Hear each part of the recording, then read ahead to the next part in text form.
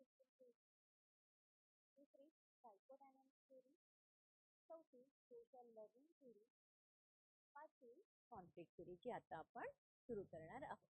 लिहा. तुम्हाला एक नाव पण सांगितलं होतं की कॉन्फ्लिक्ट थेरीशी संबंधित एक नाव आहे, ते कोणतं आहे? कार्ल मार्क्स नाव ऐकलंय का कोणी? Karl Marx. त्याला डायलेक्टिकल अप्रोच किंवा डायलेक्टिक थेरी सुद्धा म्हणतात.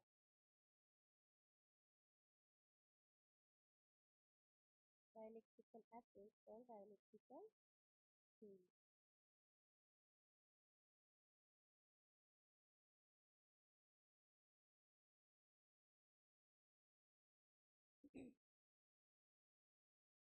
आता ही जी कॉन्फ्लिक्ट थेरी आहे ती काय करते, तर कशा प्रकारे पॉवर स्ट्रक्चर आणि पॉवर डिस्पॅरिटीचा प्रभाव लोकांच्या आयुष्यावर पडतो हे एक्सप्लेन करण्याचं काम ह्या थेरीनी केलेलं आहे.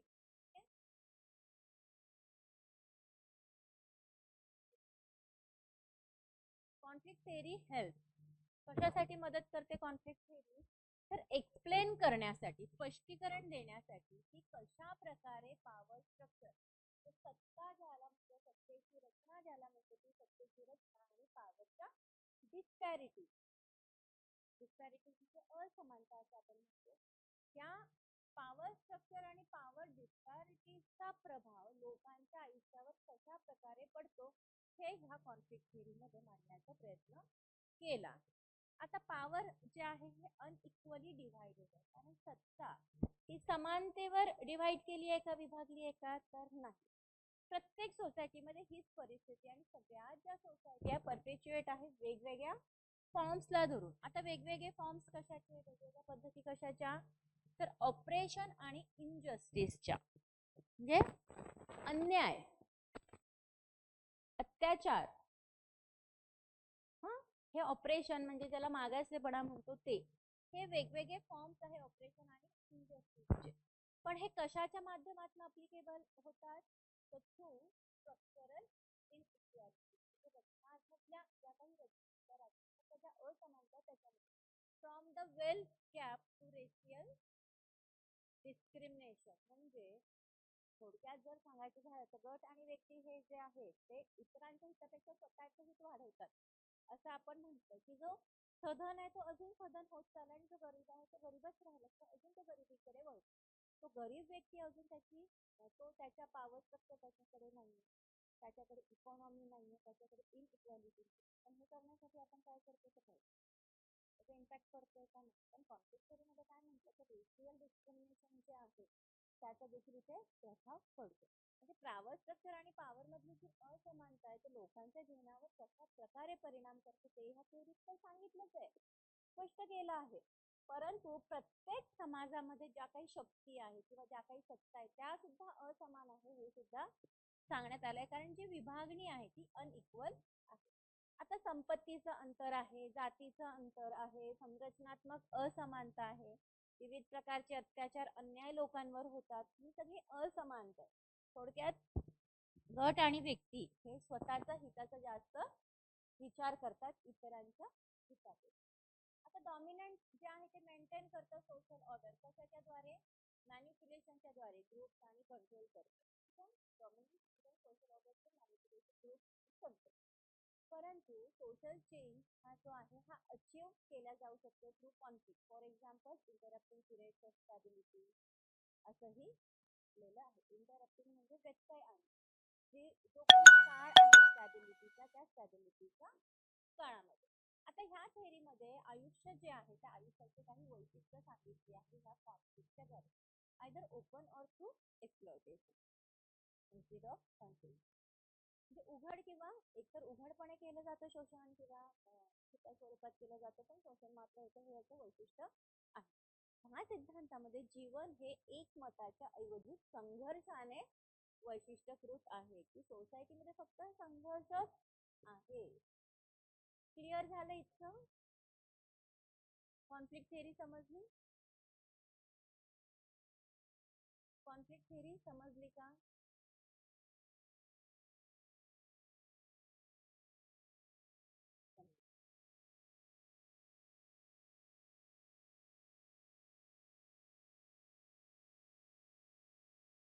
थेरी लिहा, कल्चरल लॅग थेरी, सांस्कृतिक अंतर सिद्धांत.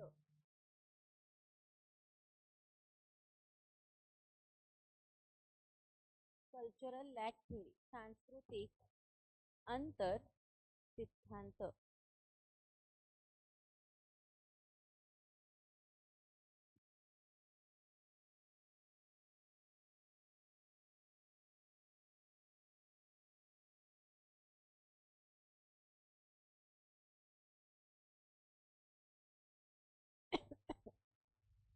कल्चरल लॅग,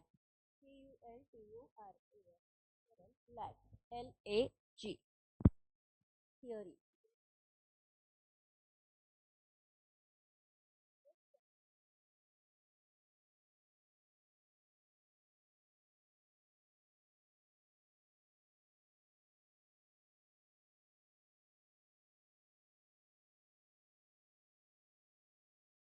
लिहिलं? कल्चरल लॅग LAG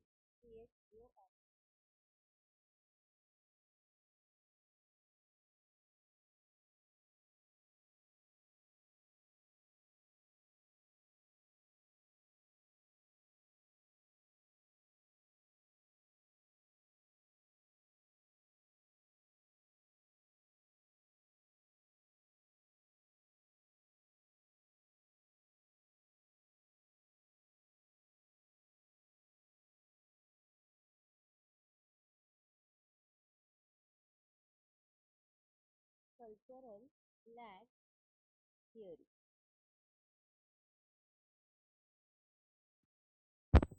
सांस्कृतिक अंतर सिद्धांत. अंतर सिद्धांत.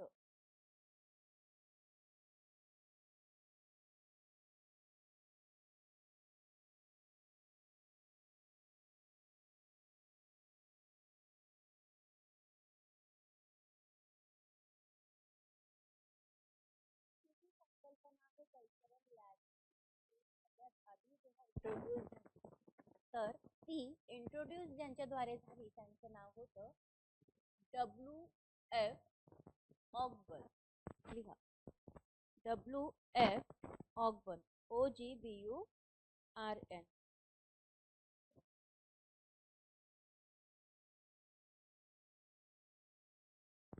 The concept of cultural lag was first introduced by WF Ogburn. पण त्यांनी ही जी कन्सेप्ट आहे सगळ्यात आधी कुठे इंट्रोड्यूस केली तर त्यांनी एक पुस्तक लिहिलं होतं सोशल चेंज नावाचं आणि ते पब्लिश केलं होतं. ते पब्लिशिंग वर्ष होतं 1922. लिहा, पब्लिश्ड इन 1922. आहे तसं लिहून घ्या. The concept of cultural lag was first introduced by WF Ogburn in his book Social Change, published in 1922. लिहिलं? परीक्षेच्या दृष्टिकोनाने असे पॉइंट खूप महत्त्वाचे असतात, ते तुम्हाला नोट डाऊन करायला लागतात. ठीक आहे.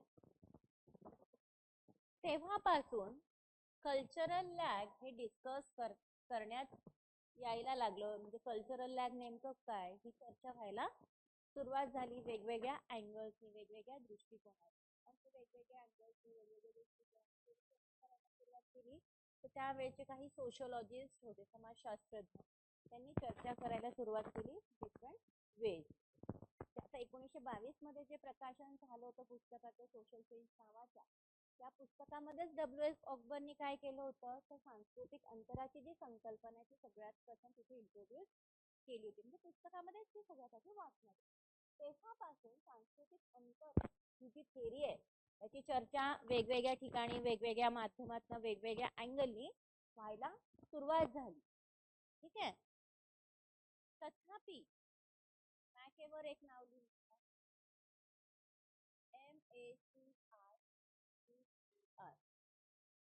आता कल्चरल लॅग थेअरी वगैरे तुम्ही कदाचित ऐकलं नसेल किंवा ऐकलंही असेल. जर तुम्हाला शिकवलं असेल तर चांगलीच गोष्ट आहे.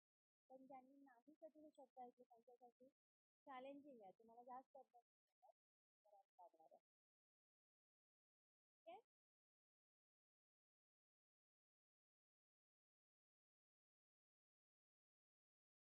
लिहून घेतलं सगळं. MACITER मॅकेवर.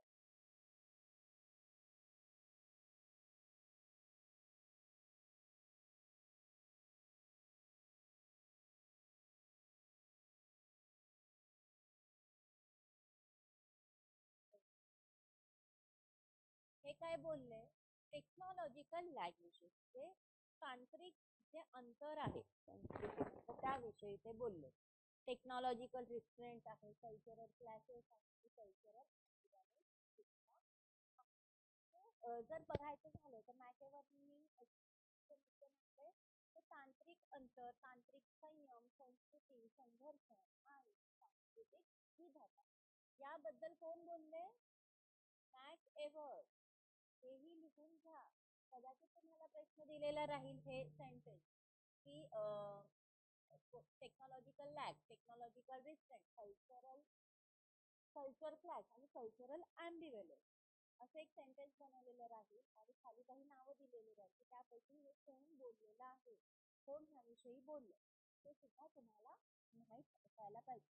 आता ह्या थेअरीनुसार, कल्चरल लॅग थेअरीनुसार कल्चर, संस्कृती जी आहे कुठल्याही सोसायटीची, त्याच्यामध्ये काय काय असतं तर वेगवेगळे पॅटर्न्स असतात आणि हे वेगवेगळे पॅटर्न इंटर रिलेटेड एलिमेंट्स असतात.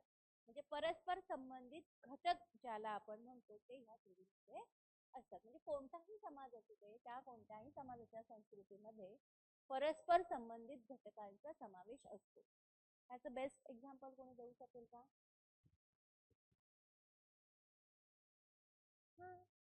देऊ शकतो. आता एखादा सण समारंभ मला साजरा करायचा किंवा एखादा कल्चर आहे ते पर्टिक्युलर एका कम्युनिटीमध्ये आहे, ते इंटर रिलेटेड आहे ना, त्याच्याशी संबंधित प्रॉब्लेम आणि असोसिएट प्रॉब्लेम असं जेव्हा असतं तेव्हा इंटर रिलेशन देखील असतं.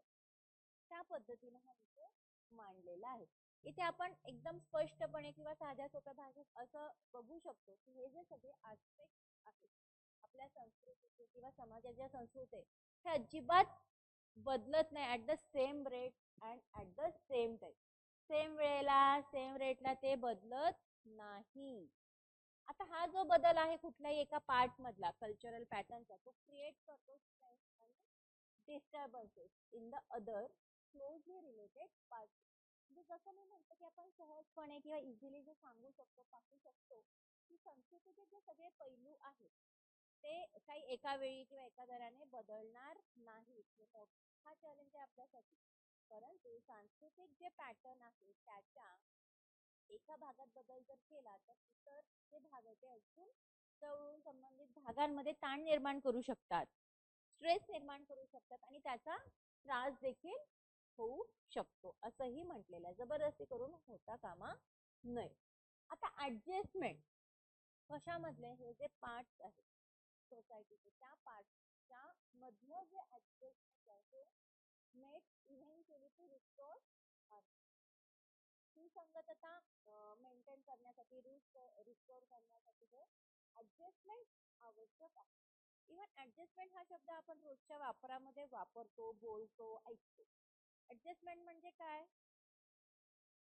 तर काही गोष्टी कॉम्प्रोमाइज करून घेत असतो आपण, ऍडजस्ट करत असतो. सगळ्याच गोष्टी आपल्याला पटत नाहीत पण त्या पटवूनही घ्यायला लागतात, त्याला म्हणतो आपण ऍडजस्टमेंट, कारण त्याला कारण असतात. परंतु नॅचरली तिकडे एक टाइम लॅग सुद्धा आहे बिफोर हार्मनी, कारण वेळेचं अंतर हे सुद्धा महत्वाचा भाग आहे की जी गोष्ट आज व्हायला पाहिजे ती गोष्ट जर 4 वर्षांनी झाली तर त्याला काही अर्थ राहणार नाही, त्याचा कुणालाही फारसा बेनिफिट सुद्धा होणार नाही. तेच इथं म्हटलंय की there will be a time lag before what, तर बिफोर हार्मोनी इज रिस्टोर्ड.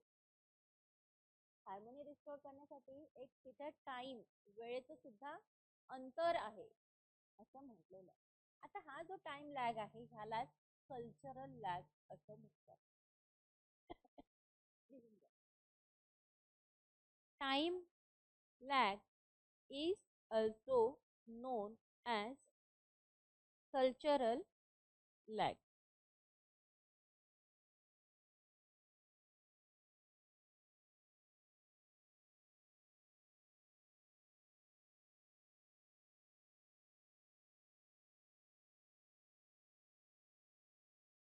तुम्ही सगळ्यांनी लिहून घेतलं.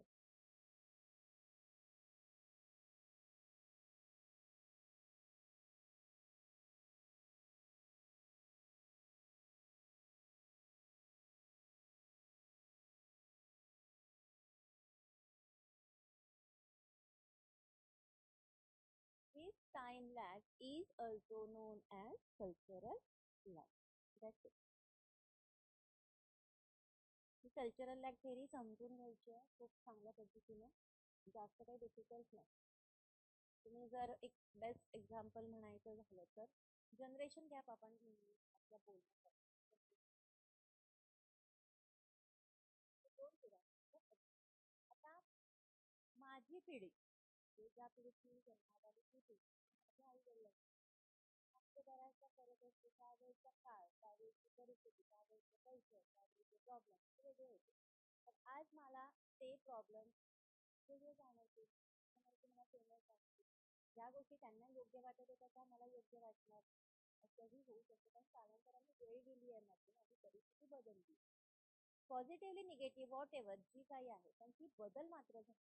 म्हणून त्याच्यामध्ये आपण जसं जनरेशन गॅप म्हणतो तसंच हे टाइम लॅग आणि कल्चरल लॅग सुद्धा क्लिअर. पुढे जाऊया. न्यू टॉपिक लिहा त्याच थेरी मधला. Cultural lag due to technological innovation. Cultural lag due to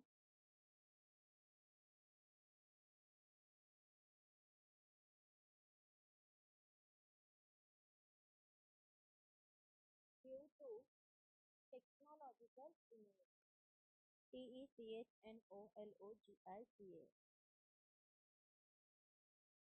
INNOVATIONS.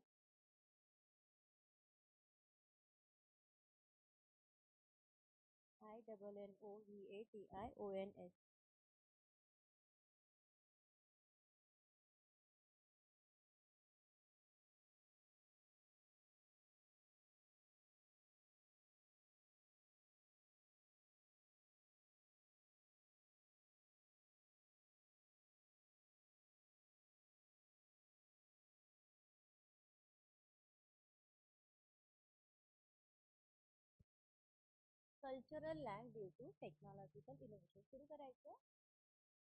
आता मॉडर्न सोसायटीमध्ये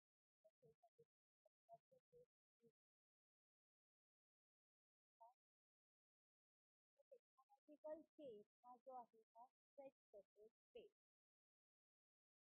त्या ऑगबर्ननुसार WH ऑगबर्न यांनी जसं म्हटलंय की टेक्नॉलॉजिकल जो प्रोग्रेस आहे हा प्रोड्यूस करतो रॅपिड चेंज.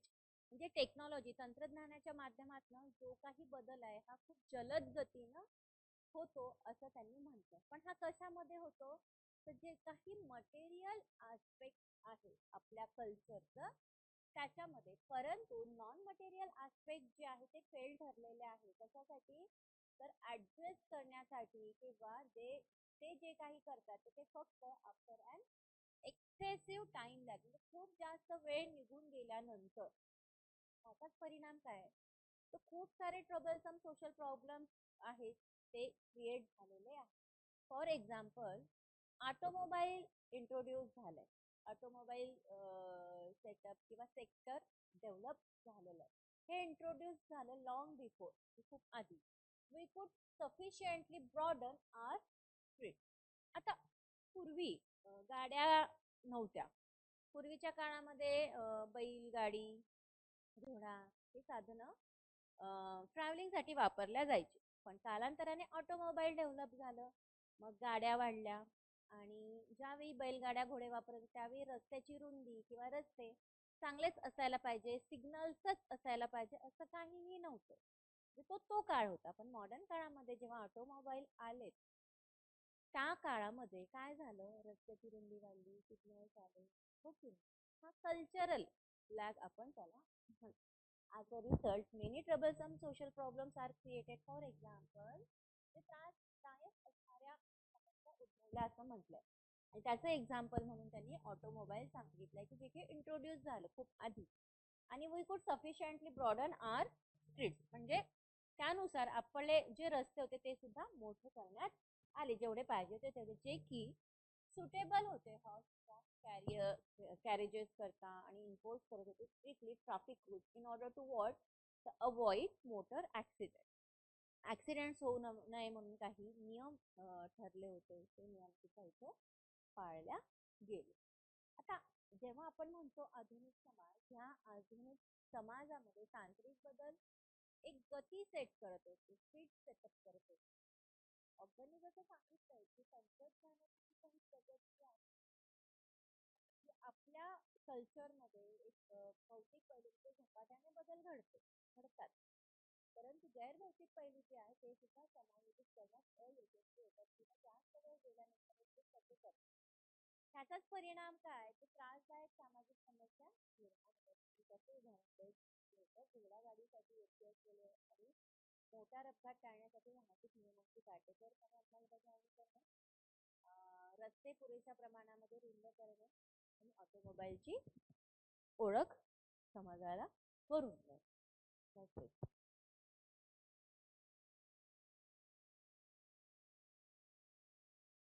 गॅप सुद्धा आहे बिटवीन मटेरियल आस्पेक्ट. जो मटेरियल आस्पेक्ट जे आहे त्यामध्ये एक गॅप आहे कल्चरचा, जो रिप्रेझेंट करतो ऑटोमोबाईलच्या द्वारे, आणि नॉन मटेरियल आस्पेक्टच्या द्वारे रिप्रेझेंट करतो ब्रॉडर स्ट्रीट करतो, आणि अप्रोप्रिएट ट्रॅफिक रूल्स सुद्धा फॉलो करतो. म्हणजे रहदारी नियम जे आहे त्यांच्याद्वारे प्रतिनिधित्व केलेलं हे अंतर आहे.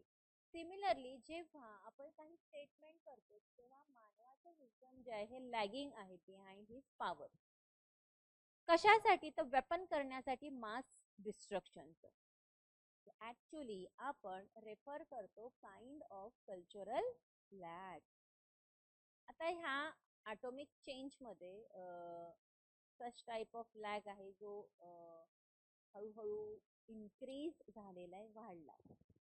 ऑटोमॅटिक कल्चरल लॅग मध्ये लिडिंग व्हेरिएबल्स पण आहे, जे मॅक्झिमम मोठ्या प्रमाणामधला एरिया आहे जो की कुठल्याही डेट देत नाही. लोक जे आहे हे मारले जातात फ्रॉम अ गिव्हन प्लेस. अतिशय सेन्सिटिव्ह विषय हा आहे बघा, की जेव्हा आपण असं विधान करतो की मानवाची बुद्धी ही मोठ्या प्रमाणावर विनाशाची शस्त्रे बनवण्याच्या त्याच्या शक्तीच्या मागे, म्हणजे माणसाची बुद्धी असं आहे की जी पॉझिटिव्हली विचार करण्यापेक्षा निगेटिव्हली जास्त विचार करते, आणि विनाशक असं काही होईल असं शस्त्र निर्माण करण्याचा प्रयत्न करते. तेव्हा आपण काय केलं पाहिजे, कसं असतो तर एक प्रकारचा जो सांस्कृतिक अंतर आहे तो इथं दर्शवतो. अनुवर्तनात असा विलंब सातत्याने वाढत आहे, आणि हे जे सांस्कृतिक अंतर आहे त्याच्यामध्ये अग्रगण्य असणारे जे काही व्हेरिएबल्स आहेत हे जास्तीत जास्त क्षेत्र आहे असं ज्याच्यामध्ये कोणत्याही दिलेल्या तारखेला दिलेल्या तळावरील लोक मारले जाऊ शकतात, हे विघातक आहे.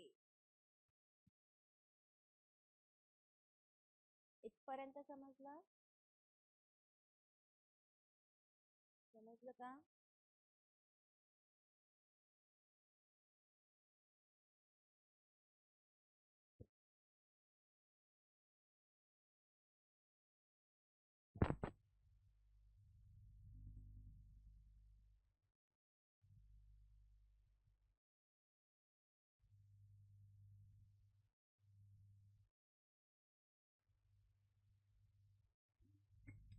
पुढे जायचं.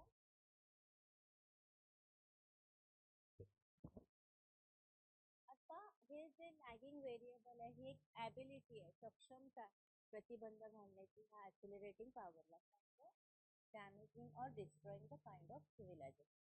म्हणजे जे काही सिव्हिलायझेशन डॅमेज होतंय किंवा डिस्ट्रॉय होतंय ते थांबवण्यासाठी त्याला प्रतिबंध घालण्यासाठी हे ऍक्सिलरेटिंग पॉवरची ॲबिलिटी जी आहे व्हेरिएबल आहे हे लॅगिंग आहे. फ्रेम ऑफ व्हॅल्यू सिव्हिलायझेशन जे व्हॅल्यू करतं within the accepted frame of value. आता अबाव इलस्ट्रेशन जे आहे इंडिकेट करतात त्या कल्चरल लॅगला अपियर करते. परंतु खूप सारे इन्स्टन्सेस आहेत जे की फायटेड आहे ज्याच्यामध्ये लिव्हिंग फॅक्टर जे आहे ते सोशल सिक्युरिटी लीड करतं कल्चरल लॅबला पॉलिटिकली किंवा सोशो सायकोलॉजिकल. म्हणजे असं सूचित इथं केला गेला आहे असं चित्र आहे समाजाचं की ज्यावेळी समाजामध्ये नवकल्पना येतात त्या नवकल्पनांपेक्षा तांत्रिक नवकल्पना अधिक वेगाने जातात. म्हणजे टेक्नॉलॉजीला जास्त एक्सेप्टन्स आहे असं म्हणायला हरकत नाही. तेव्हा आपलं अंतर सांस्कृतिक अंतर जे म्हणतो आपण ते दिसून येतं. कारण अनेक ज्याच्यामध्ये प्रमुख घटक असणार आहे सामाजिक बदल आणि त्यामुळे सांस्कृतिक अंतर सुद्धा निर्माण होतं राजकीय किंवा सांस्कृतिक. आता हे जे कंट्री आहे ते कंट्रीमध्ये होतं देशामध्ये ते अडॉप्ट करू शकतात पार्लमेंटरी फॉर्म ऑफ डेमोक्रेसी संसदीय जे पद्धती आहे लोकशाहीची ते अडॉप्ट करू शकतात कुठलाही देश ॲज अन इन्स्ट्रुमेंट म्हणून पॉलिटिकल ऍक्शनचा.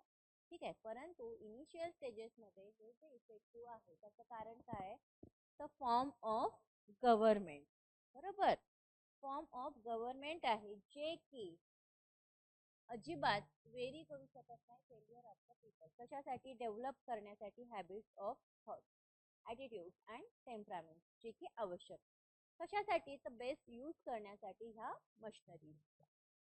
इनिशियल फेल्युअर काय आहे डेमोक्रेसीचं काही पार्टमध्ये न्यूली इंडिपेंडंट कंट्रीज आहे एशिया आणि आफ्रिका सारख्या पार्टली ह्या रिजनमध्ये आहे. म्हणजे सुरुवातीच्या टप्प्यामध्ये यंत्रांचा उत्तम वापर जो आहे तो करण्यासाठी आवश्यक असलेले विचार वृत्ती आणि स्वभाव यांच्या या सवयीचा विकसित करण्यात सरकारच्या स्वरूपामुळे प्रभावी ठरू शकत नाही. आशिया आफ्रिका नवीन स्वतंत्र झालेल्या काही देशातील लोकशाहीचे सुरुवातीचे अपयश हे सगळं ह्याच्यामध्ये आहे. आता cultural lag due to technological innovation हा होतो. त्याचाच सेकंड पार्ट आहे non technological innovation.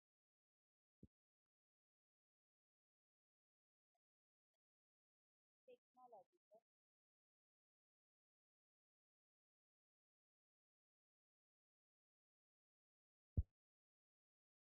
Non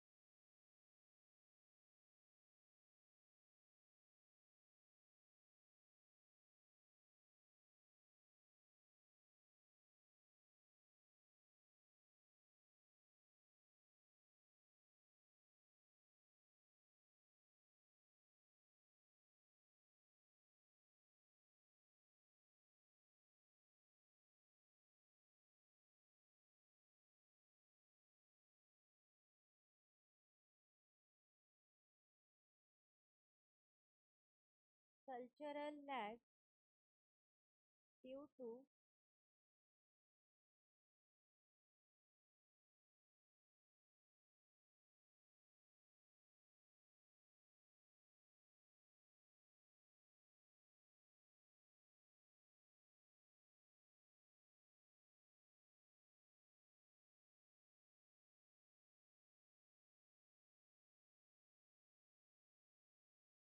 technological innovation.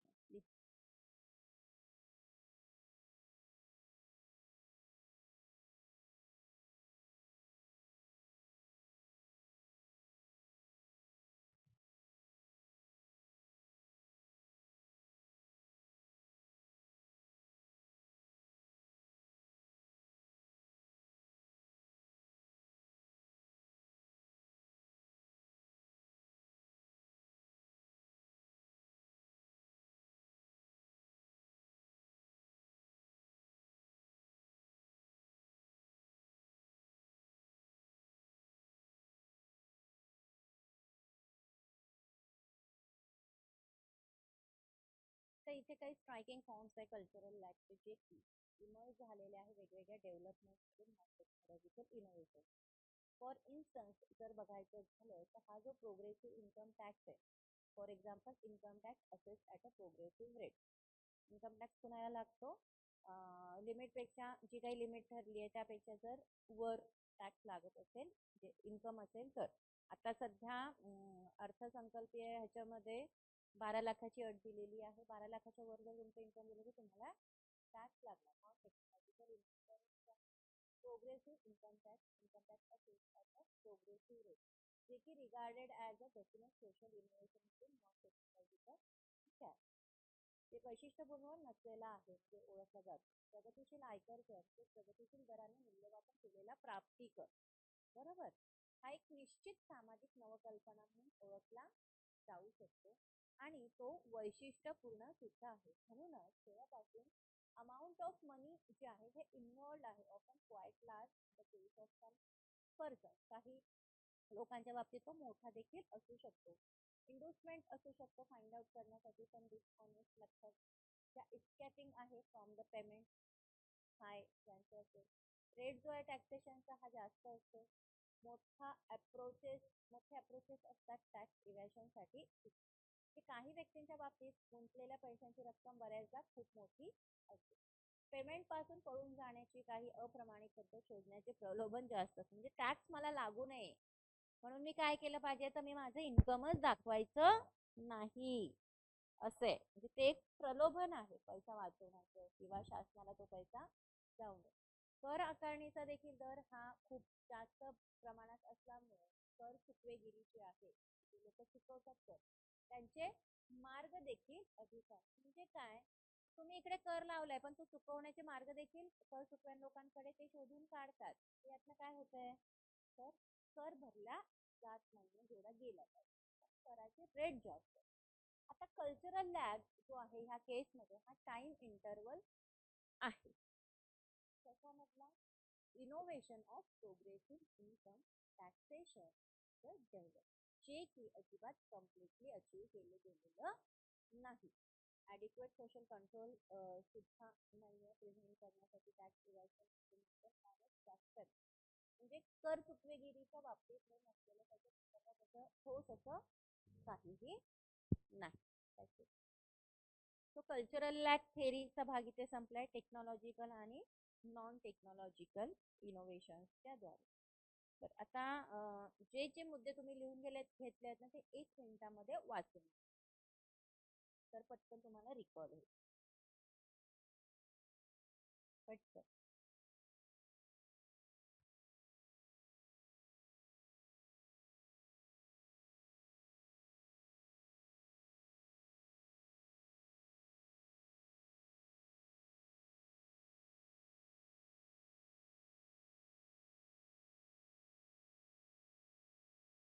कारण त्यानंतर आपल्याला नवीन थेअरी सुरू करायची.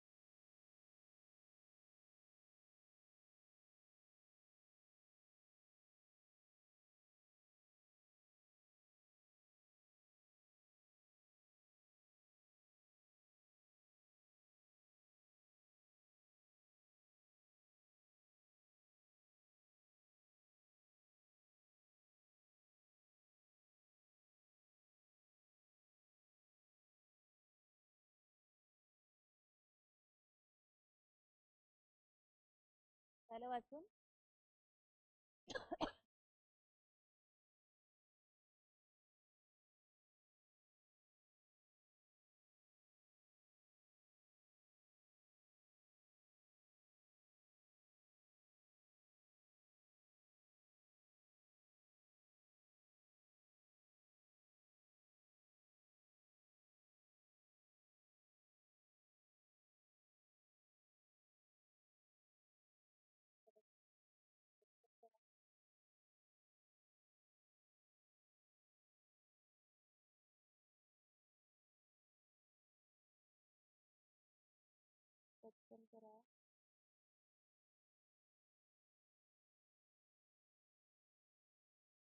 नवीन थेरी लिहा. Differential association theory. हा काही मुद्दे तुम्हाला लिहून देणार आहे मी, ते लिहून घ्यायचे. Differential association theory.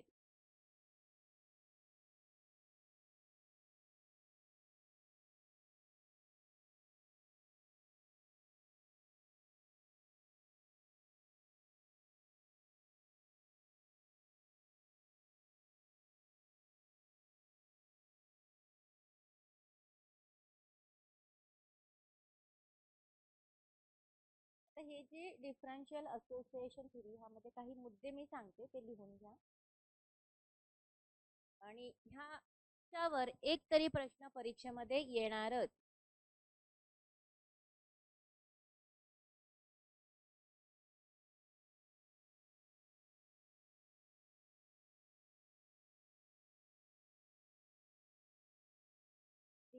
Differential association theory was developed by Edwin Sutherland. EDWIN. Edwin Sutherland. SUTHERLAND. 1883 to 1950.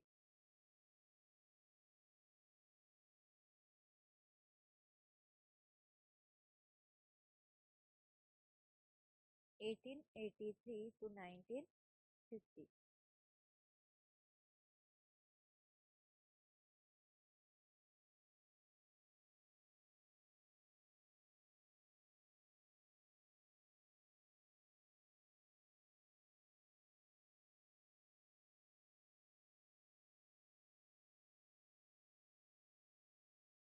The differential association theory ही जी आहे ही क्रिमिनॉलॉजीशी संबंधित आहे. गुन्हेगारी शास्त्र जे आहे त्याशी संबंधित असणारी डिफरन्शियल असोसिएशन थेरी आहे. लिहून घेतलं का तुम्ही? Edwin Sutherland. EDWIN. Edwin Sutherland. SUTHERLAND. 1883 ते 1950. This theory associated with criminology.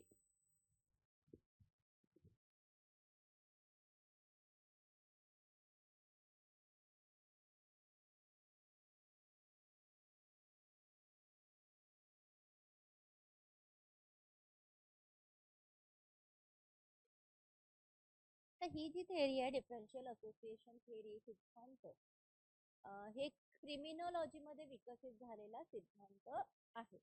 तर हा जो सिद्धांत आहे असं प्रस्तावित याच्यामध्ये असं मांडण्यात आलं आहे की इतरांशी संवाद साधून गुन्हेगारी वर्तनासाठीची जी तंत्र आहे, मूल्य आहे, दृष्टिकोन आहे, हेतू आहे, हे माणूस शिकू शकतो. फक्त काय तर नुसता संवाद साधून किंवा नुसतं कम्युनिकेशन करून सुद्धा तुम्ही गुन्हेगारी क्षेत्राकडे वळू शकता.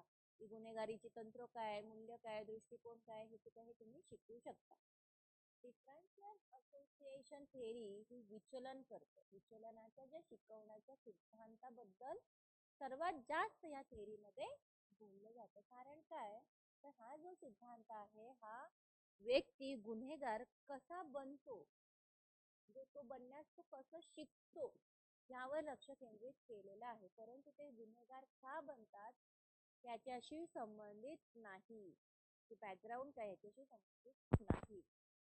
आता डिफरन्शियल असोसिएशन जे आपल्याला ते प्रेडिक्ट करतं की जो कोणी इंडिव्हिज्युअल व्यक्ती आहे तो निवडतो क्रिमिनल पाथ, म्हणजे गुन्हेगारीचा रस्ता तो निवडतो. पण कधी जेव्हा बॅलन्स जे आहे definition for law breaking exceed तो फॉर लॉ अबायडिंग. म्हणजे काय तर ही जी टेंडन्सी आहे डिफरन्शियल असोसिएशन थेअरीमध्ये सिद्धांतामध्ये असं अंदाज वर्तवला गेला आहे की जेव्हा एखादा कायदा तोडण्याच्या व्याख्येला समतोल कायद्याचे पालन, कायदा तोडणारा व्यक्ती आणि कायद्याचं पालन करणारा व्यक्ती ह्यापेक्षा कोण जास्त असेल तेव्हा एखादी व्यक्ती गुन्हेगारी मार्गाने निवडतं असं म्हटलेलं आहे.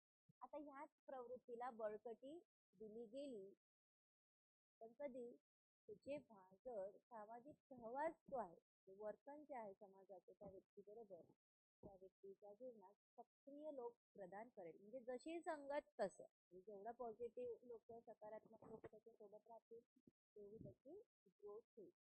आता आयुष्यामध्ये जितक्या लवकर एखादी व्यक्ती त्याच्या आयुष्यामध्ये लोकांच्या प्रभावाखाली येत असते उच्च दर्जाचं, म्हणजे आपल्याला पण एक लक्झरियस लाईफ हवी असते की नाही. खूप हायफाय लोक आपल्याला आवडत असतात, आपल्यावर त्यांचा खूप मोठा प्रभाव असतो, तर त्या प्रभावाखाली देखील हे लोक येतात. तितकी ती व्यक्ती त्यांच्या पावलांवर पाऊल ठेवण्याची शक्यता असते. म्हणजे जो व्यक्ती आपल्याला प्रभावशाली वाटला, त्या व्यक्तीच्या पावलांवर पाऊल, म्हणजे तो व्यक्ती जसं म्हणेल, जसं वागेल तसं आपण करण्याचा प्रयत्न करतो. हे अजिबात डिनाय करत नाही की तिकडे जे काही प्रॅक्टिकल मोटिव्ह आहे क्राईमचे त्याला. पण जर एखादी व्यक्ती ही स्त्री असेल, भुकेली असेल, आणि एखादी भुकेली व्यक्ती आणि त्या भुकेल्या व्यक्तीकडे पैसे पण नाहीये, हो की नाही, खाण्यासाठी, तर त्याला ते टेम्पटेशन होत आहे चोरी करण्याचं. ह्याचं कारण काय?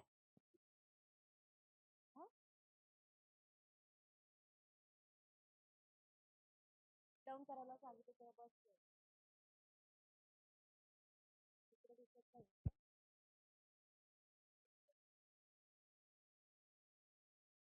कधी पासून दिसत हे नाही दिसत आहे. ते स्क्रोलिंग पण नाही दिसलं. स्क्रोलिंग होतं, स्क्रोलिंग होतं, पण मगाशी झालं होतं, मी साहिलला बोलवलं होतं.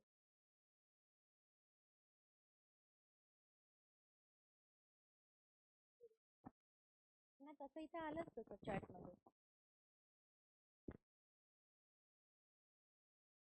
जातं नाही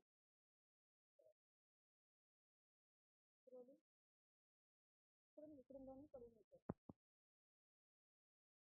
आणि आवाज पण लेट जातो, म्हणजे सेंटेन्स बोलल्यानंतर 2 सेकंदांनी आवाज जातो. आणि ह्या म्हणजे रोज जेव्हा आपण सुरू करतो तेव्हा वर्किंग नसतो, म्हणजे परत साहिलला बोलायला लागतो, तो शटडाऊन करतो. हा, कारण रोज एकदा तरी प्रॉब्लेम येतो. तो सदरलँडने कंटिन्यू करू शकतो.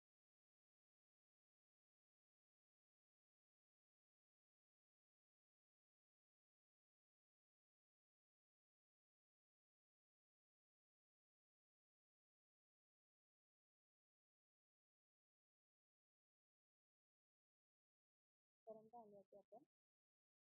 हा, एखादा व्यक्ती जर भुकेला असेल आणि त्याच्याकडे पैसे नसेल, त्याला खूप भूक लागली असेल, तर त्याला टेम्पटेशन होणार, त्याची वृत्ती असं होणार की मी काहीतरी चोरी केली पाहिजे.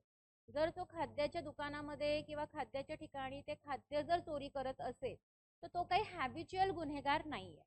हॅबिच्युअल म्हणजे त्याला काही सवय नाहीये चोरी करूनच खाण्याची, कारण त्याच्याकडे काही सोर्सच नाही आणि त्याला खूप भूक लागली. तो भुकेच्या पुढे काहीच त्याच्याकडे नाही. ठीक आहे. आता त्याच्यामध्ये अशा केसमध्ये तुम्ही काय निष्कर्ष काढता? तो काय गुन्हेगार आहे का? तर नाही. पण भुकेच्या पोळी त्याला भूक इतकी लागली होती की त्याच्याकडे दुसरा पर्यायच नव्हता, म्हणून त्याने खाद्य किंवा खाद्य खरेदी करण्यासाठी पैसे चोरी केली, असं होऊ शकतं.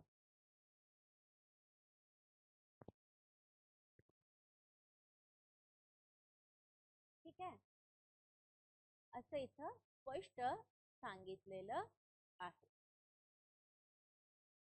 स्क्रीन तुम्हाला दिसते का? स्क्रोल होते ना?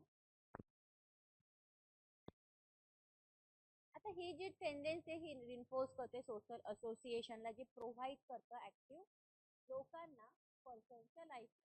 आता सुरुवातीच्या काळामध्ये, अर्लियर काळामध्ये लाईफमध्ये इंडिव्हिज्युअल अंडर कशाच्या याच्या जो इन्फ्लुएन्सच्या, हाय स्टेटस लोकांचा प्रभाव त्याच्याकडे असतो, विदिन अ ग्रुप असू दे, इंडिव्हिज्युअल लेवलला असू दे, तो त्यांच्या सगळ्या फूटस्टेप फॉलो करतो.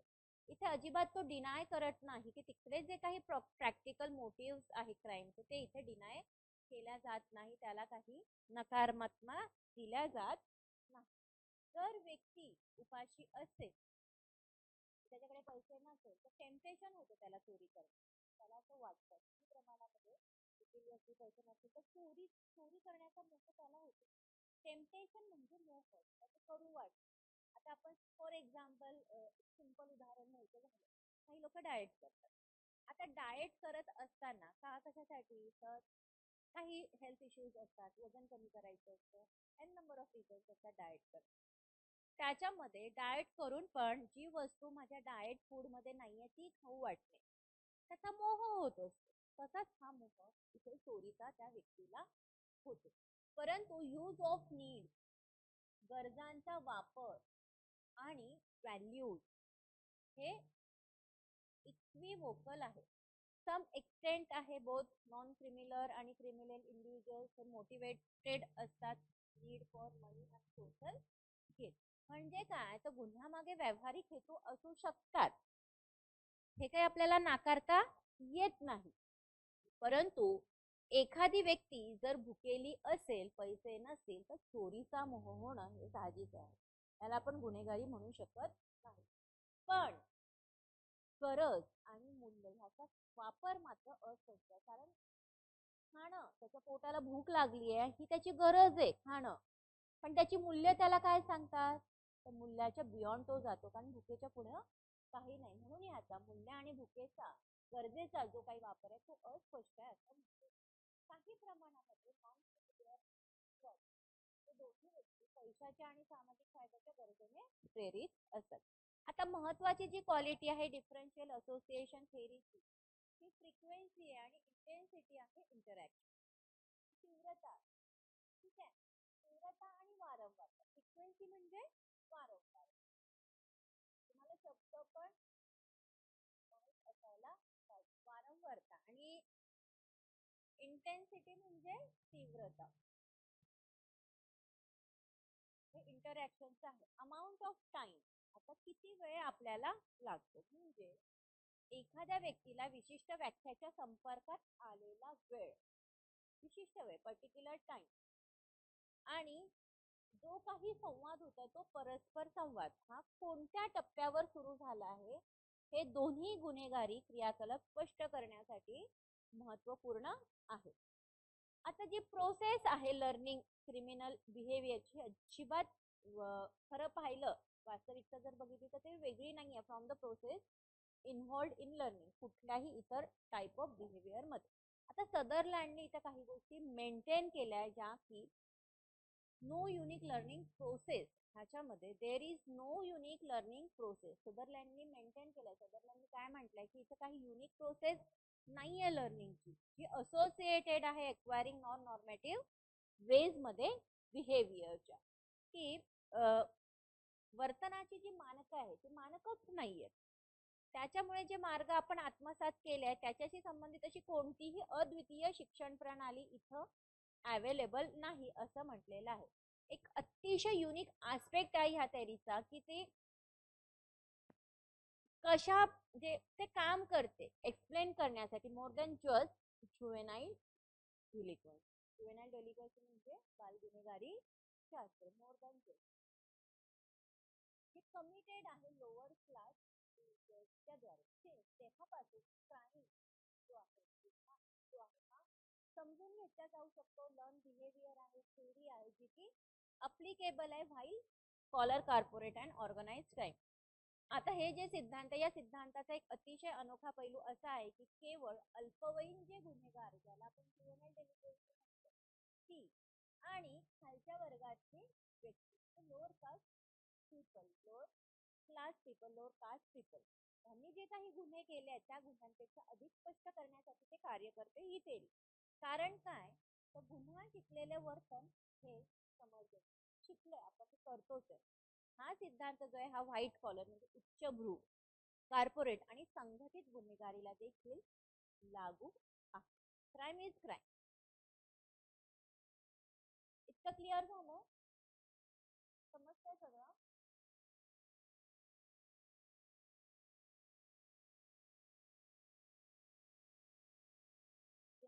चंद्रकांत आरुषी, क्लिअर झाली का सदरलँड डिफरन्शियल असोसिएशन थेअरी? पुढचे पॉइंट लिहा.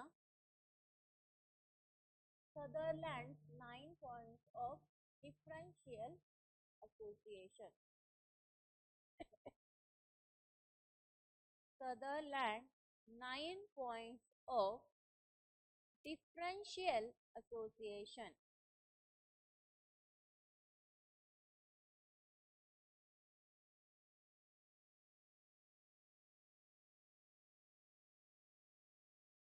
आता जे प्रिन्सिपल्स आहेत सदरलँड थेअरीचे डिफरन्शियल असोसिएशनच्या हे समराईज केलेले आहे 9 मुद्द्यांमध्ये. 9 की पॉइंट 9 मुद्द्यांमध्ये समराईज केलेले आहे.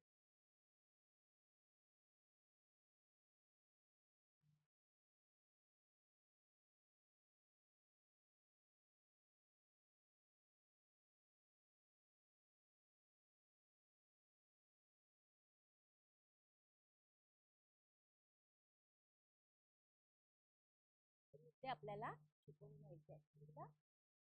हेडिंग लिहिली का? Sutherland's 9 points of differential association.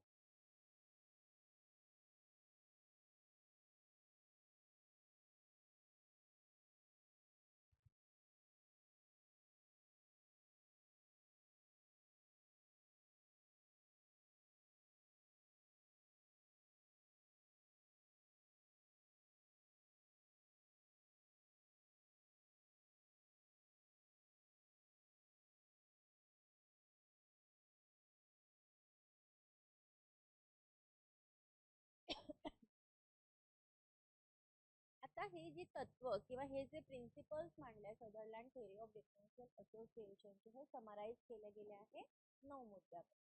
पहिला मुद्दा आहे की क्रिमिनल बिहेवियर इज लर्न, म्हणजे गुन्हेगारी वर्तन हे शिकलं जातं. सगळेच गुन्हेगार नसतात, काही पर्पजनी ते शिकतं कारण त्यांना गुन्हेगारच व्हायचं. डिपेंड आहे त्यांचा बॅकग्राऊंड कसा, त्यांचा माइंडसेट कसा आहे, त्यांचा कुणाचा प्रभाव त्यांच्यावर आहे, हे सगळं मॅटर करतं. आता क्रिमिनल बिहेवियर हे शिकल्या जातं इंटरॅक्शन मध्ये with other persons in a process of communication. म्हणजे जे कम्युनिकेशन ज्याला आपण संवाद म्हणतो, ही संवादाची जी प्रक्रिया आहे ह्या प्रक्रियेमध्ये इतर व्यक्तीशी आपण कसा संवाद साधतो ते सुद्धा इथं शिकला जातो गुन्हेगारी वर्तन. आता हा जो प्रिन्सिपल पार्ट आहे लर्निंग ऑफ क्रिमिनल बिहेवियरचा तो ऑफर करतो विदिन इंटिमेट पर्सनल ग्रुप. गुन्हेगारी वर्तन शिकण्याचा जो मुख्य भाग आहे तो अंतरंग वैयक्तिक गटामध्ये होतो. नेक्स्ट पॉइंट असं म्हटलंय की जेव्हा क्रिमिनल बिहेवियर हे आपण शिकतो किंवा शिकल्या जातं तर लर्निंग जे आहे त्याच्यामध्ये काय काय इन्क्लूड आहे तर टेक्निक आहे क्राईम कमिट करण्यासाठी. गुन्हा मला कसा करायचा आहे त्याच्या काही टेक्निक्स ठरलेल्या असं म्हटलंय जे की कधी कधी खूपच कॉम्प्लिकेटेड असतात आणि कधी कधी खूपच सोप्या साध्या सरळ असतात आणि स्पेसिफिक डिरेक्शन सुद्धा असतं मोटिव्हचं, ड्राईव्हचं आणि रॅशनलायझेशनचं, ॲटिट्यूडचं सुद्धा. 4 शब्द लिहून घ्या. मोटिव्ह, ड्राईव्ह, रॅशनलायझेशन आणि ॲटिट्यूड.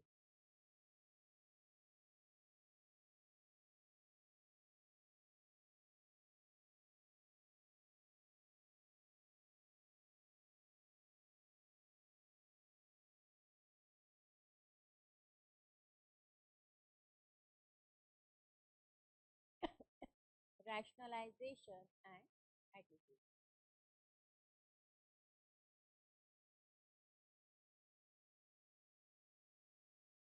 मोटिव्ह म्हणजे काय तर आपला मोटो आपला गोल काय आहे ज्याला आपण म्हणतो हेतू. मोटिव्हच्या पुढे हेतू लिहा.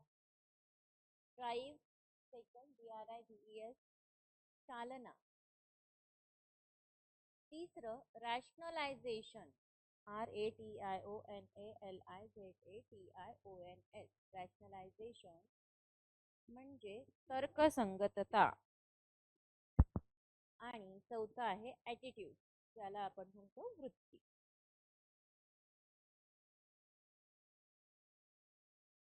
हे जे 4 हेतू यांची जी दिशा आहे जी काही डिरेक्शन आहे याच्यामध्ये समाविष्ट असते. झालं. नेक्स्ट पॉइंट आहे स्पेसिफिक डिरेक्शन जे आहे मोटिव्ह हेतूचे आणि ड्राईव्हचे हे लर्न केल्या जातं शिकल्या जातं from definition of the legal code as favourable or unfavourable. म्हणजे काय तर हेतू आणि ड्राईव्हची जी विशिष्ट दिशा आहे ती कायदेशीर कोडच्या अनुकूल आणि प्रतिकूल अशा व्याख्यांमधून शिकली जाते. ठीक आहे. आता जो व्यक्ती आहे हा डेलिक्वंट बनतो कारण काय, तर एक्सेस ऑफ डेफिनेशन ज्या व्याख्या आहेत त्या व्याख्यांचा म्हणजे अनुकूल असलेल्या व्याख्यांपेक्षा कायद्यांच्या उल्लंघनास अनुकूल आहे आणि अनुकूल असलेल्या ज्या व्याख्या आहेत त्या अतिरेकीमुळे एखादी व्यक्ती अपराधी शिक्षा गुन्हेगार कसा होईल हे काय सांगता येत नाही. पण इथं असं म्हटलंय की गुन्हेगारी वर्तन हे शिकल्या जाऊ शकतं. कशाच्या माध्यमातून, प्रभाव कुठल्या व्यक्तीचा आहे, टेक्निक वापरून, कम्युनिकेशनच्या माध्यमातून. आता डिफरन्शियल असोसिएशन जे आहे हे वरी आहे, वेगळेपणा आहे. कशामधला, फ्रिक्वेन्सी मधला, वारंवारता ज्याला आपण म्हणतो, ड्युरेशन मधला ज्याला आपण म्हणतो कालावधी, प्रायोरिटी प्राथमिकता आणि इंटेन्सिटी म्हणजे तीव्रता. ठीक आहे, लिहून घ्या. Differential association may vary in frequency, duration, priority आणि इंटेन्सिटी.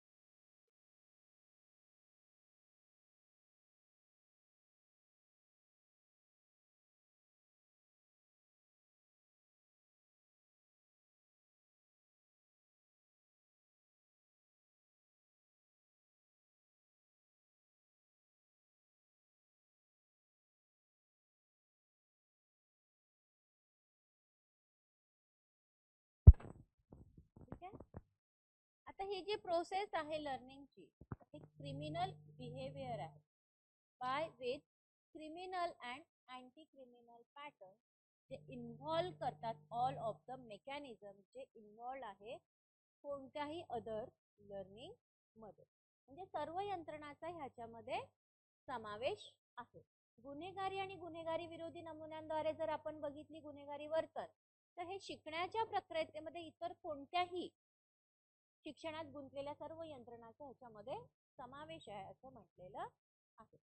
आणि लास्ट पॉइंट आहे ह्याचा, जेव्हा क्रिमिनल बिहेवियर हे एक्सप्रेशन असतं जनरल नीड्स आणि व्हॅल्यूजचं, तर हे अजिबात एक्सप्लेन केल्या जात नाही अशा गरजांच्या द्वारे, व्हॅल्यूजच्या द्वारे. कधीपासून, सेन्स नॉन क्रिमिनल बिहेवियर जे आहे हे एक्सप्रेशन आहे सेम नीड्सचं आणि व्हॅल्यूज. ठीक आहे. जेव्हा क्रिमिनल बिहेवियर हे एक्सप्रेशन आहे जनरल नीड्स आणि व्हॅल्यूजचं, तर इथे अजिबात एक्सप्लेन गेलेलं नाहीये त्या गरजांच्या द्वारे, त्या व्हॅल्यूजच्या द्वारे. कधीपासून एक्सप्रेशन असतं सेम नीड्सचं आणि व्हॅल्यूजचं सेम. डिफरन्शियल असोसिएशन थेअरीचा भाग इथे संपलेला आहे.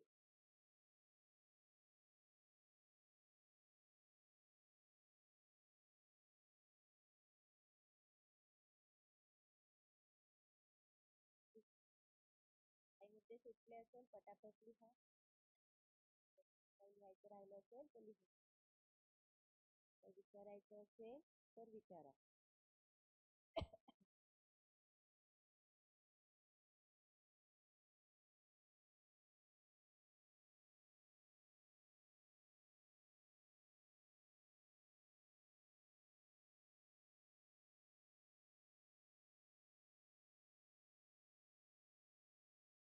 त्याच्यानंतर आपल्याला नवीन थेअरी सुरू करायची आहे जिचं नाव आहे सोशल एक्सचेंज थेअरी. ह्याला SET असे सुद्धा म्हणतात, आपली set exam short form social exchange theory.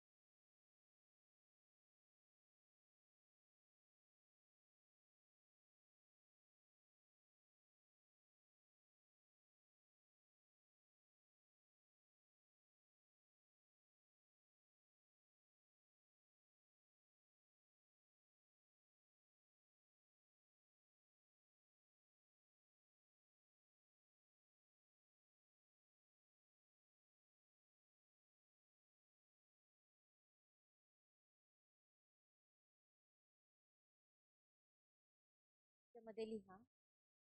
American सोशॉलॉजिस्ट George Homer, PEORGE,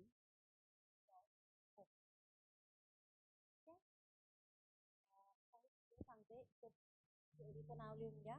American सोशॉलॉजिस्ट George Homer is credited as founder of social exchange theory. इतकं लिहून घ्या. 1-2 मिनिटामध्ये मी हाते.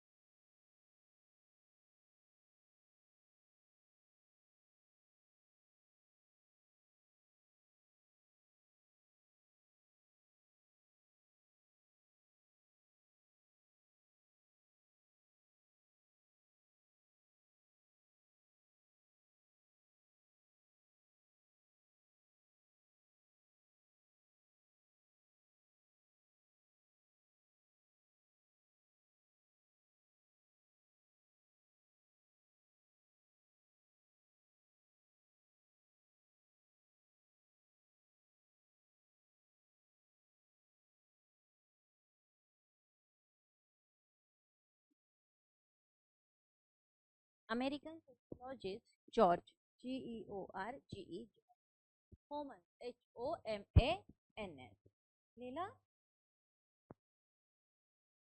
तर बघा, सोशल एक्सचेंज थेअरी जिला शॉर्ट फॉर्म मध्ये SET असे म्हणतात, त्याचे आपण लक्षात ठेवू शकतो. तर सोशल एक्सचेंज थेअरी ही सोशल सायकोलॉजिकल संकल्पना आहे आणि ह्युमन रिलेशनशिप कशा पद्धतीने आहे ते बघण्याचं काम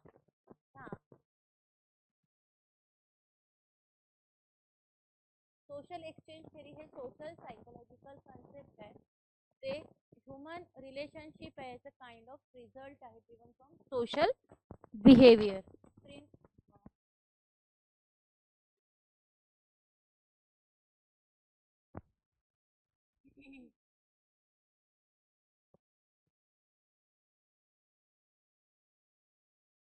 ते बोर्ड हँग झालं ना, बोर्ड हँग.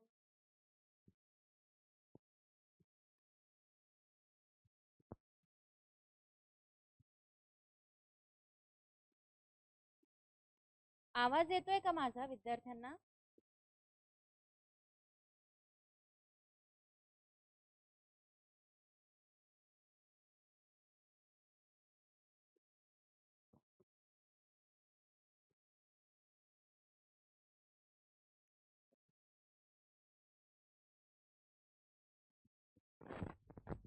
टेक्निकल इश्यू आहे.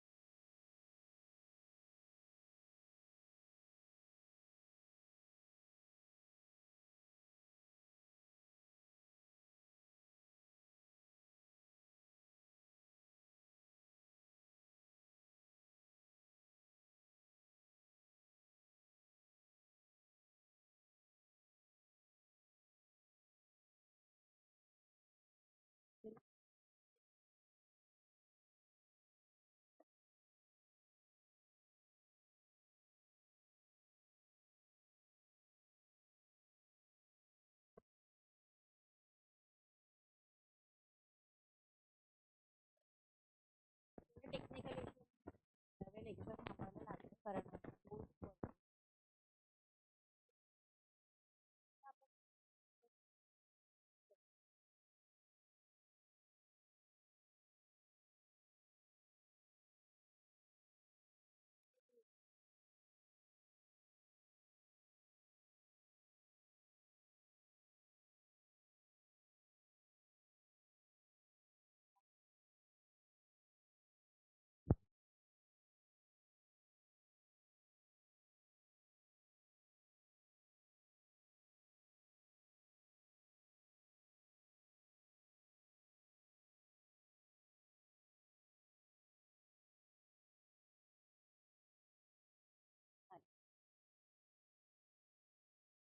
Social exchange theory.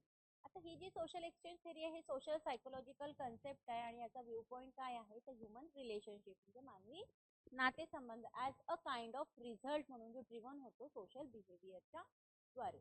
आता जी लोक चूज करतात निवडतात स्टार्ट करणं आणि मेंटेन करणं रिलेशनशिप म्हणजे फॉर एक्झाम्पल लग्न करताना ह्युमन रिलेशनशिपचं इथं दिलेलं आहे की काही लोक आहे ते स्वतः निवडतात लग्न करण्याचा मार्ग, लग्न करतात स्टार्ट करतात आणि ते लग्न मेंटेन सुद्धा करतात.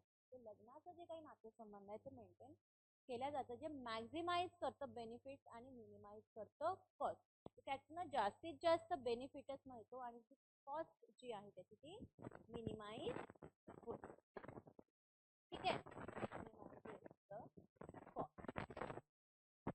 आता तिकडे एक सर्टन अमाऊंट देखील आहे जे देणं आणि घेणं जे अपेक्षा असते. जेव्हा जर आपण कोणाला काही देतो तर त्या पुढच्या व्यक्तीला आपल्यालाही त्याच्याकडून काहीतरी आपल्याला दिलं पाहिजे ज्याला आपण म्हणतो give and take in each relationship. आणि व्हॅल्यूइंग ऑफ बेनिफिट्स आणि कॉस्ट. व्हॅल्यूइंग ऑफ बेनिफिट्स म्हणजे काय तर जे काही फायदे होत आहेत त्याचं व्हॅल्यू काय आहे आणि कॉस्ट काय विदिन देम डिटरमाइन जे डिटरमाइन करता whether or not one chooses to continue that association. म्हणजे सामाजिक जी देवाणघेवाण आहे ह्या सामाजिक देवाणघेवाणीचं जे सिद्धांत हे सामाजिक मनोवैज्ञानिक संकल्पना आहे जी की मानवी नातेसंबंधांना सामाजिक वर्तनातून प्राप्त होणारे परिणाम म्हणून पाहिल्या जातात.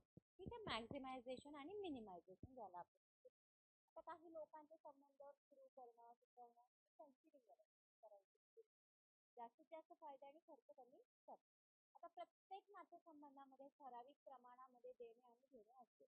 त्यामधील काही फायदे आणि खर्चाचे मूल्य निर्धारण हे ठरवते की कोणी ती असोसिएशन सुरू ठेवायची की नाही. ते डिपेंड आहे.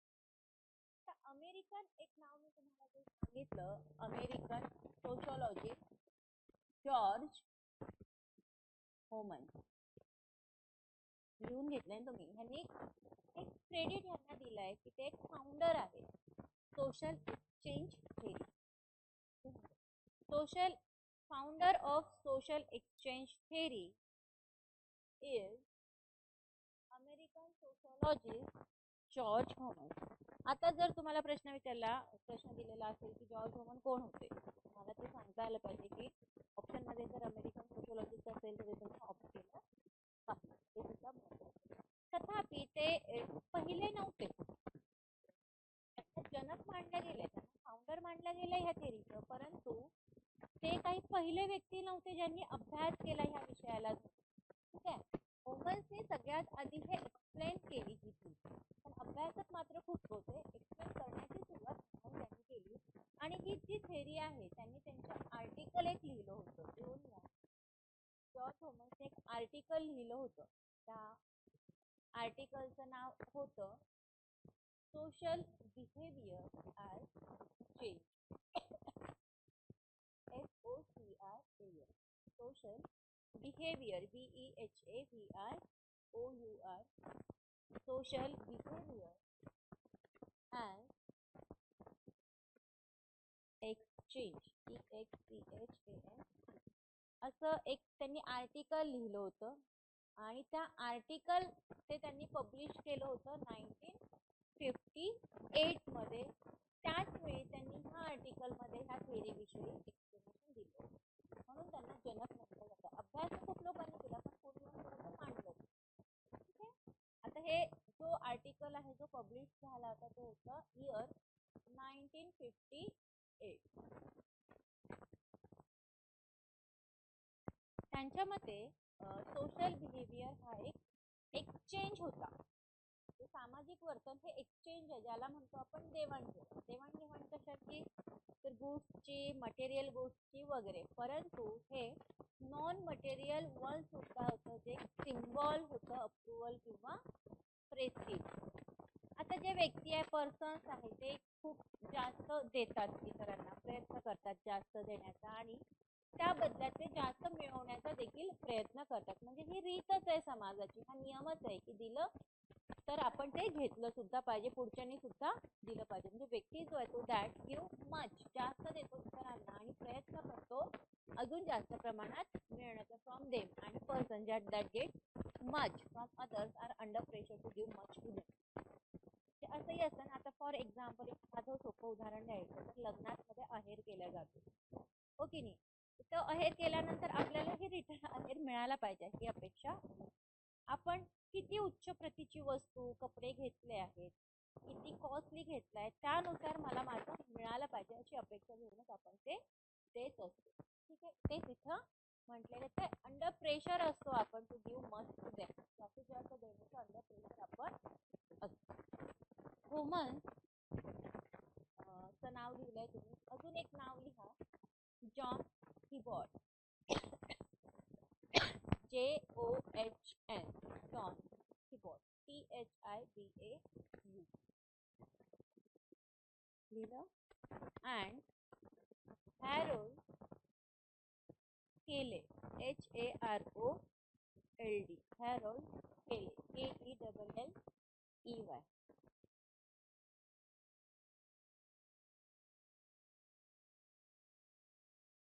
आता होमन, जॉन थिबॉट आणि हॅरोल्ड केले ह्या तिघांनी मिळून काही लिखाण केलं होतं सोशल एक्सचेंज थेरीच्या विषयी किंवा थेरीच्या संदर्भातलं. ते वर्ष होतं 1959, 1959.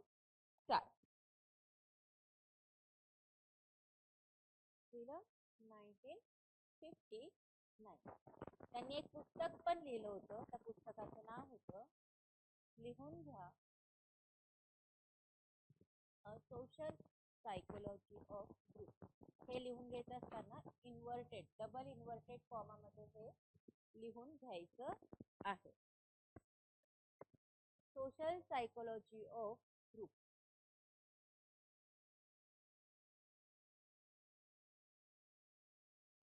झालं? हे लिहून जे मी सांगते ना लिहून घ्या. परीक्षेच्या दृष्टिकोनातून अतिशय महत्त्वाचं आहे बरं. पुढं पुढे या थेअरीमध्ये काय म्हटलं आहे की होमसने जो काही अभ्यास केला तो अभ्यास कशावर फोकस होता, तर डॅडिक एक्सचेंज वर फोकस होता. तर डॅडिक एक्सचेंज आधी स्पेलिंग लिहून घ्या. DYADIC. Dyadic exchange EXCHAN. Homer studies focus on Daddick exchange. While he bought and केले centered on the dad and the small group. म्हणजे होमन्सचा जो अभ्यास होता डायडिक एक्सचेंज वर केंद्रित होता, तर थिबॉट आणि त्यांनी डायड आणि लहान गटांवर लक्ष केंद्रित केलं होतं. ह्याच्यामध्ये अजून एक नाव लिहून घ्या. Peter M Blau. PETER. Peter M Blau BLAU.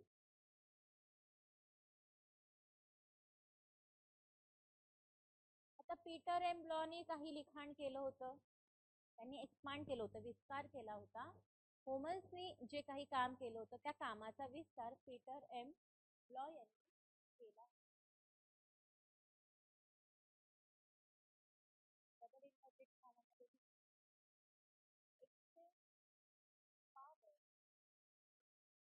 Social life.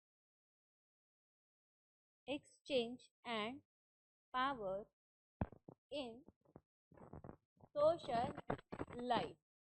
Year 1964.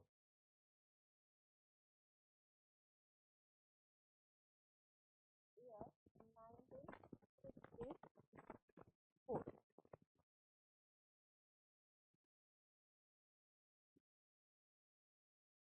Peter M ब्लॉनी काय केलं होतं, तर होमन्स यांनी जे काही काम केलं होतं त्या कामाचं विस्तारीकरण सुरुवात केली होती.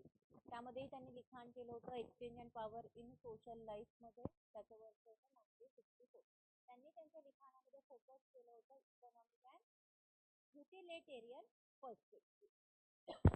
लिहून घ्या. Peter M Blau focus on the economic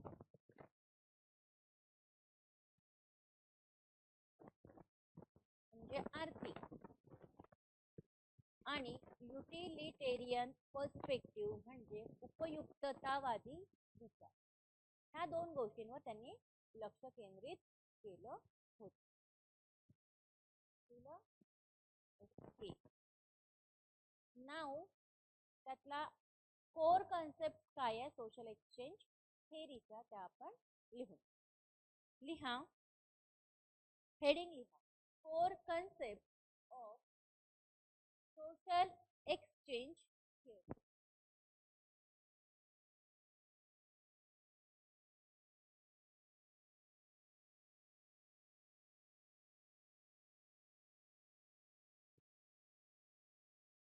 Core concept of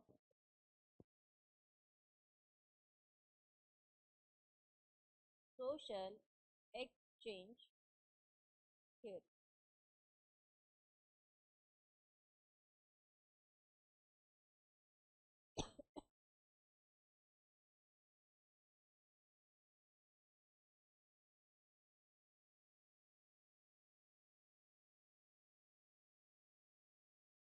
Core concept of social exchange theory. आता पहिला जो मुद्दा आहे सोशल एक्सचेंज थेअरी ही कशी काय बघते, तर सोशल बिहेवियर बघते, सामाजिक वर्तन बघते आणि ह्याचाच परिणाम जर बघायचा झाला त्या प्रोसेस इंटरॅक्टिव्ह एक्सचेंजेस मध्ये दिसून येतो. म्हणजे काय, तर हे जे सामाजिक एक्सचेंज ज्याला विनिमय, एक्सचेंज म्हणजे काय, विनिमय किंवा देवाणघेवाण आपण सॉरी, बरोबर, ही सोशल बिहेवियर कशा प्रकारचं आहे ह्याच्यावर लक्ष केंद्रित करते आणि ह्याचाच रिझल्ट जो आहे तो कशाचा आहे, तर प्रोसेस ऑफ इंटरॅक्टिव्ह एक्सचेंजेस, म्हणजे बौद्धिक स्वरूपातले इंटरॅक्टिव्ह की देवाणघेवाण झाली पाहिजे विचारांची, बोलण्याची वगैरे वगैरे. आता हे जे एक्सचेंजेस आहे, ही देवाणघेवाण आहे, ही लोकांना मदत करते कशासाठी, तर जे काही पोटेन्शियल बेनिफिट आणि कॉस्ट आहे सोशल रिलेशनशिपचं ते वेळ करण्यासाठी, म्हणजे संभाव्य फायदे खर्च मोजण्यामध्ये लोकांना ही देवाणघेवाण मदतशीर ठरते. तिसरा आहे जो पर्पज आहे सोशल एक्सचेंजचा, हा मॅक्झिमाइज करतं पॉझिटिव्ह इंटरॅक्शन्सला आणि मिनिमाइज करतं निगेटिव्ह इंटरॅक्शन्सला.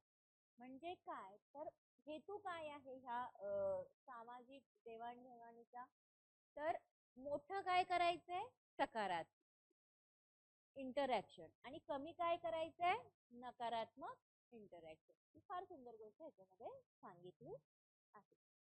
जेव्हा ही कॉस्ट जी आहे रिलेशनशिपची ही आउटवे जाते ह्या बेनिफिटचा धरून, लोक जे आहे हे लाईकली अबंडन आहे त्या रिलेशनशिप मध्ये. म्हणजे जेव्हा नातेसंबंधाची किंमत फायद्यांपेक्षा जास्त असते तेव्हा लोक कदाचित संबंध सोडून देतील, कारण ह्या नात्यातनं मला काही बेनिफिटच होत नाहीये, मला काही मिळतच नाहीये, तर मी ते नातेसंबंध का टिकवू.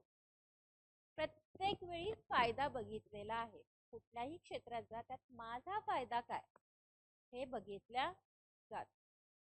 ठीक आहे, ते तिथं सांगितलेलं आहे. म्हणजे एकंदरीत ही फील्ड थिअरी आपण नंतर घेऊया, आपण ऑनवर्ड्स घेऊ.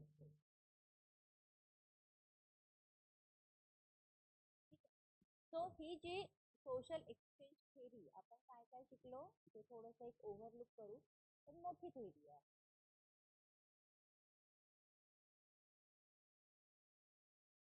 त्याच्या आधी आपण सदरलँडची थेरी शिकली जी क्रिमिनॉलॉजीशी संबंधित होती.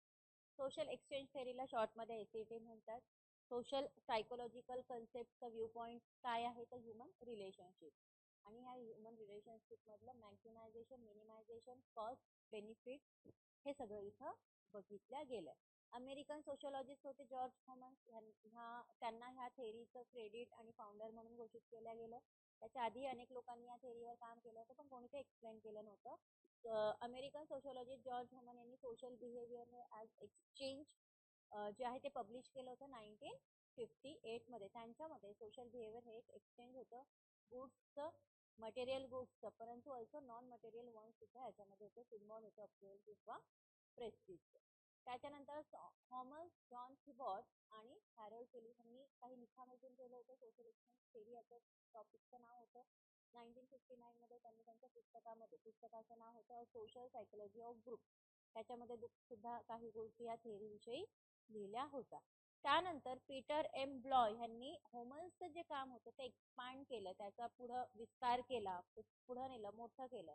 त्यांनी सुद्धा लिखाण केलं exchange and power in social life या नावाने 1964 मध्ये. त्यांचा फोकस काय होता लिखाणाचा, तर इकॉनॉमिक आणि युटिलिटेरियन पर्स्पेक्टिव्ह, कशावरचा, सोशल एक्सचेंज वरचा. त्यानंतर आपण 4 कन्सेप्ट जे आहे सोशल एक्सचेंज थेरीच्या 4 त्याचा आपण अभ्यास केला. जस्ट सोशल एक्सचेंज थेरी ही सोशल बिहेवियरचा रिझल्ट काय आहे, प्रोसेस ऑफ इंटरॅक्टिव्ह एक्सचेंजेस काय आहे त्याच्यावर भर दिलाय. हे जे एक्सचेंज आहे हे हेल्प करतं लोकांना कशासाठी, वे करण्यासाठी पोटेन्शियल बेनिफिट्स आणि कॉस्ट ऑफ सोशल रिलेशनशिप. त्यानंतर जो तिसरा मुद्दा आहे तो आहे पर्पज, म्हणजे हेतू काय आहे सोशल एक्सचेंजचा, तो मॅक्झिमाइज करणं, म्हणजे चांगल्या गोष्टी, सकारात्मक गोष्टी वाढवणं आणि नकारात्मक गोष्टी कमी करणं हे आहे. जेव्हा कॉस्ट जी आहे रिलेशनची आउटवे जातं, म्हणजे त्या नात्यातनं मला जर काही बेनिफिट होतच नाहीये तर ते नातं तोडून टाकू शकते असं म्हटलं. Will likely abandon the relation. New theory आहे फील्ड थेरी, जी आपण नेक्स्ट लेक्चर मध्ये कंटिन्यू करूया. मी तुम्हाला प्रिव्हियस लेक्चरला पण सांगितलं की थेरॉटिकल भाग हा समजून घ्यायला, अभ्यास करायला अवघड आहे.